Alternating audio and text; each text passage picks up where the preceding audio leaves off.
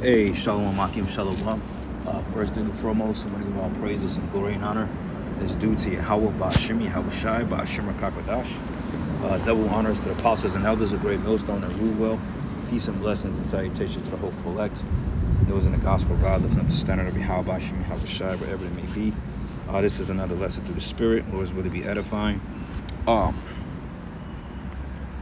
It says, breaking U.S. dollar recall is coming to America. Washington just confirmed plans to replace the traditional U.S. dollar with the brand new digital version, MOTB, on the way. If you hold U.S. dollars in any bank account, you must prepare before the switch goes live. It says this isn't a conspiracy. It's the biggest monetary shift in 100 years, and they're calling it the Dollar 2.0, a new programmable version of the dollar that will replace cash and checking accounts, and it would change how money moves, how it's spent, who controls it. Ultimate form of control. Okay, it says more than 110 U.S. banks have already joined the pilot network building Dollar 2.0. Bank of America calls it a foundation for the next generation of U.S. money. Even Fed Chair Jerome Powell admitted the AUS CBDC can help maintain a dollar's international standing, which is called cap, because how can you maintain standing when essentially your money is not being backed by anything, whether it's digital or not, right? But meanwhile, the world is dumping dollars. China, Russia, Brazil, even Saudi Arabia. Their goal, a new de-dollarized financial system based on the dollar's collapse. Washington response recalls old dollars, then replace them with a digital currency under full control of the Fed. But here's what nobody tells you, okay? Which is a step close to MOTB, which the shit is all about control. So it says Trump family, all right, says U.S. dollar needs an upgrade. Needs an upgrade if they are the ones to do it. Okay, so once again, Trump panning himself as a freaking dictator, right? A king.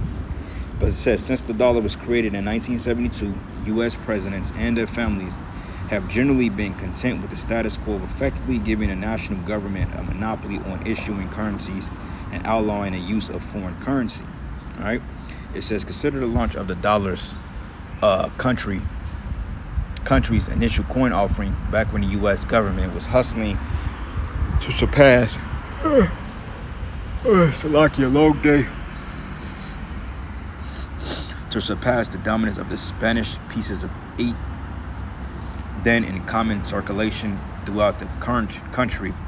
It says, while presidents have said anything about the dollar itself, it was generally to reiterate the U.S. government's strong dollar policy, which the dollar is not strong at all, okay? The dollar is not being backed by anything. It's not worth shit. It's only being backed by the military, and barely that because, I mean, clearly they're losing in Iran, all right? And on top of that, you have the dollar that's not being backed by any particular residual metals, which means the Western hegemony is a failing. And this is the reason why you have BRICS nations, man, okay? Because they want to de-dollarize, because they don't want to be under the scopeo of the United States government, and they don't want to be in bed with them. They don't want to be captive to this financial system, you know?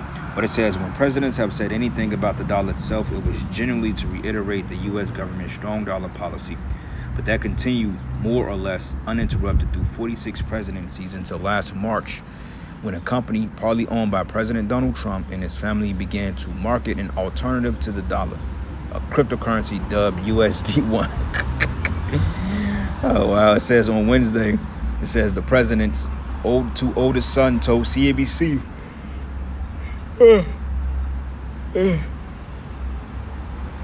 on the sidelines of a day-long crypto event they hosted why they think that should change.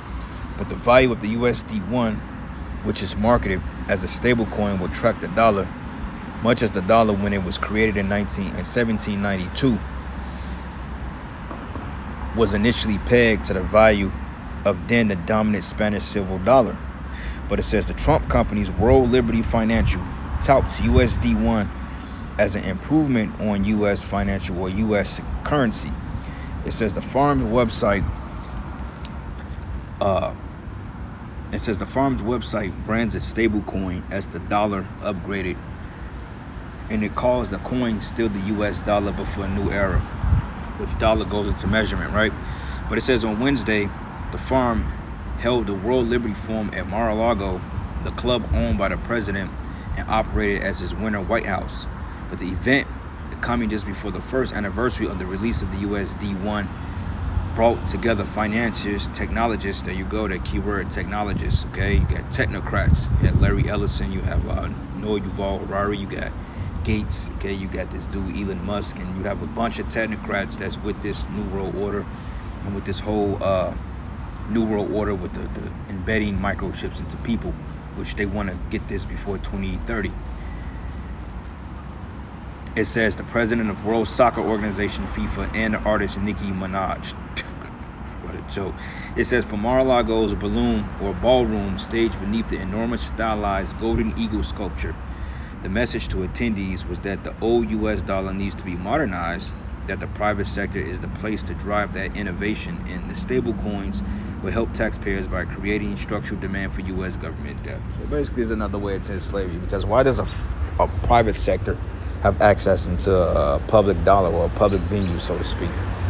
Don't make any sense, because it's all about control, you know. And stable coins, it's nothing more but a cryptocurrency. That's all it is.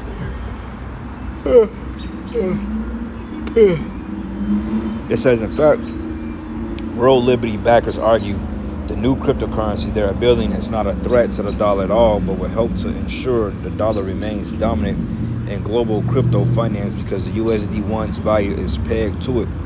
But it says, but one big question is why, and if the dollar needs modernizing, should that be done by a private sector? So, you know, public sector and private sector, they both have ranges of control. But public sector goes more into your bureaucracies, your government, your financial institutions, your states governments, your city governments, your federal governments. Those are all public sectors, okay, bureaucracies. But then you got private sectors as well, like private corporations, or you may have like a smaller company that house maybe 30, 40 employees or something like that, you know, which can oversee financial assets too. So it's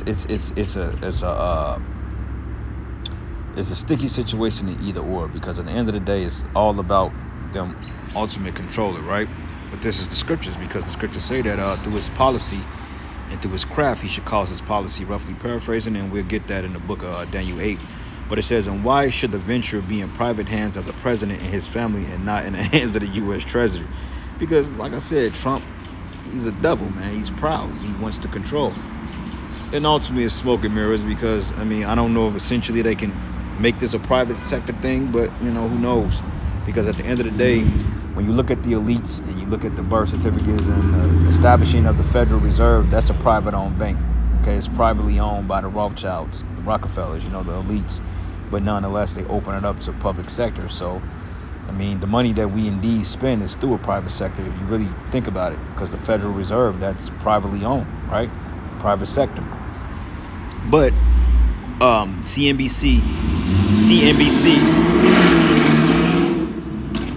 I hate that shit, man, put those questions to the president's son's World Liberty Financial's co-founder, Donald Trump Jr., and Eric Trump in a small event space off Mar-a-Lago swimming pool. And it reads, there's cryptocurrencies or crypto companies that are top 5 buyers in the world, he said, that's going to actually stabilize the US dollar to do all the things that we need to do.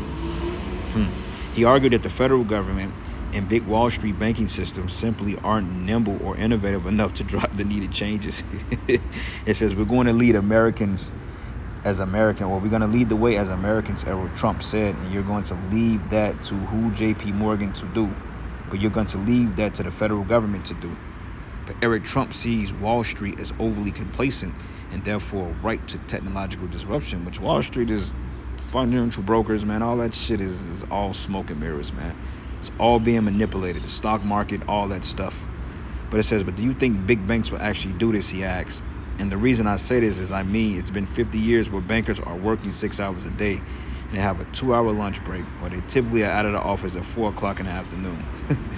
It says, Eric and Donald Trump Jr. make it clear that the animating force behind their venues is not the inventors' glee at building a better mousetrap or the insider's frustration at legacy companies that can't or won't adopt for the future, but instead what's driving them is a raw sense of retribution.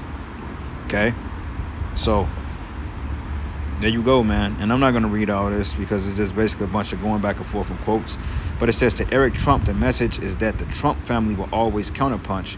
When social media companies kicked his father off the platforms, President Trump created his own true social media platform. And when the banking industry declined Trump's family business, the family took matters into their own hands, okay? Which, the Trumps, they got money, but they're not like, they're not in the top as far as global elitists, man. Okay, they're not the Bushes or the Clintons or the Lees or the Rockefellers, They're none of those people. But nonetheless, they do have money. They do have power to some degree. But only what the elite allows them to have, But regardless of it, man, we're coming into the time that the system is getting ready to change over. And, hey, brothers warn, we warn people about this because this is the scriptures, man. The Lord said, and thou shalt know that a prophet have been among them.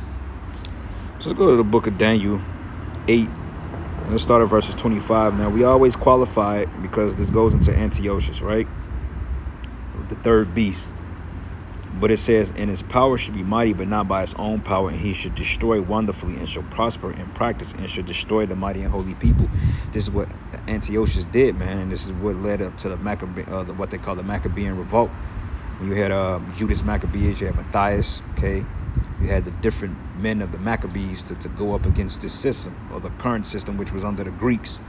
And it says, and through his policy, he also should cause craft to prosper in his hand, all right? And it's all crafty at the end of the day, because it's of Yahweh Shai and left hand means. But regardless of it, they want to put that chip in people, and this system is getting ready to collapse. And they're talking about the Iranian war indeed can be the very collapse of this system because shit, oil you can see $150 a barrel of oil, man. Going back into the 2022 when they invaded the Ukraine. Now, what's so weird though, I was in one part of the city and gas was $3.28 in one place, but across the street it was $2.99. It was a BP. So the system is failing regardless. But it says here, and through his policy, also he should cause craft to prosper in his hand. And when you look up the word policy, right? Policy goes into the Hebrew word shakal, right? Which means prudence, insight, understanding, good sense, understanding, cunning, craft, bad sense, right? Now, you look up a policy. Just look up the word policy. And we know what it means, but just for, edification's sake, we just gonna look the things up. Policy, not pitsy, policy meaning.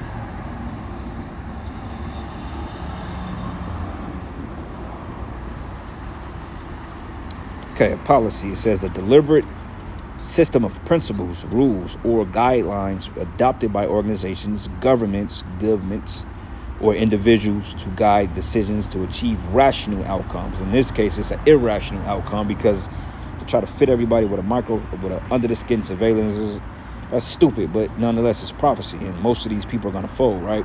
And it says here, it serves as a plan, procedure, or protocol, often outlining specific strategies for handling situations such as company policies, government policies, or insurance contracts, right? So going back here, and through his policy, he should also call craft to prosper in his hand because they're going to sell this shit to you like it's benefaction, okay? The dollar's collapsed in order to keep your financial records and your jobs, then you got to take the chip, right?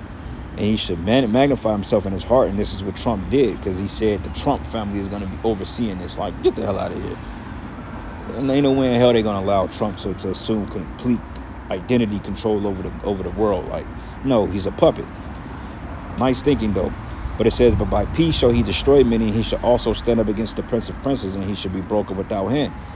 And like I said, to qualify that, this is talking about Antiochus, but these devils are coming in like spirit because when you go into the time of the Maccabees, they attempted to set up a one world government too. When we had to eat pork and bow down to the policies of the Greeks at that time, or risk being put to death. And it's going to be a similar fashion, right? So let's go from here to the book of Revelation 13, and we always go through this. We don't even have to quote this scripture anymore, but we do it for edification's sake, okay? So this is the book of Revelation 13 and 15. It says, and he had power to give life unto the image of the beast, that the image of the beast should both speak and cause that as many as will not worship the image of the beast should be killed. And this is just going into the image because the cryptocurrencies and the digital currencies, it's not the chip, but it's a step closer to the MOTB. You see, it's not the RFID chip, but it's a step closer to it. You know, so when they say, well, look, we're not dealing with tangible cash or feasible cash anymore, but we're going to deal with the digital currency, you can still use that because there's nothing going inside you. So with those of you out there that say, well, the CBDC is the RFID chip, you're sadly mistaken, because the RFID chip is going to be the brain interface behind this AI digital system, okay, which is going to be the key indicator, which is going to get everything linked to the Internet of Bodies. So when they put the chip in you, essentially your CBDCs will be in it, which will be the current currency, central bank digital currencies. Okay, it's not the RFID chip itself that's the currency, because you're not going to have a currency that's going to be RFID, that's going to say RFID chip, but everything will be embedded in the chip. So whatever they call the USD2 or the CBDCs will all be intricate on the chip, right along with your social security number, your birth certificate, your state ID, your driver's license, if that make any sense. All right. And it says that the image of the beast should both speak and cause that as many as will not worship the image of the beast should be killed. Okay, could be a physical mortality or ostracization, right? Not being able to buy, sell, trade, or whatever you may do. And he calls it all, both small and great, rich and poor, free and bond, to receive a mark in their right hands or in their foreheads. That's the chip. Okay. It says here that no man might buy or sell, save he that had the mark or the name of the beast or the number of his name. Here is wisdom, and let him have understanding, count the number of the beast, for it is the number of a man, and his number is 636, which is, the number of a man. All right. Second Esdras 9:1, it says, and he answered me and said, measure thou the time diligently in itself, and when thou seest part of the signs past, which I've told thee before. This is part of it. Then should thou understand that this is the very same time when the highest will begin to visit the world which he made. Okay? And we're seeing that through prophecy. Judgment, the wars, rumors of wars, you name it. Sirach 39:1. But he that giveth his mind to the law of the Most High, and is occupied in the meditation thereof, will seek out wisdom of all the ancient, and be occupied in prophecies. This is why we go into this constantly, and this will be an ongoing series, because this is the next major prophecy, is the MOT to the B. So with that, all praises and glory and honor that's due to Yahweh Ba'ashim Yahweh Shai Ba'ashim Rakakadash. Lord's will you edify. Until the next lesson. Shalom.